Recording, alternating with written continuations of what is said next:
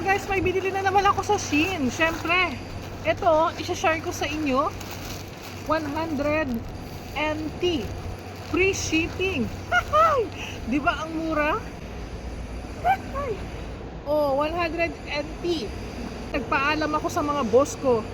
Diyos ko, muntik-muntikanan akong hindi payagan. Sa 7-Eleven lang ako pupunta, hindi na ako papayagan. Sabi ko, sandali lang, may kukunin lang ako kako. Pero syempre, hindi ko to ipapakita. Itatago ko to. Ngayon, ano naman kayang diskarte ang gagawin ko dito?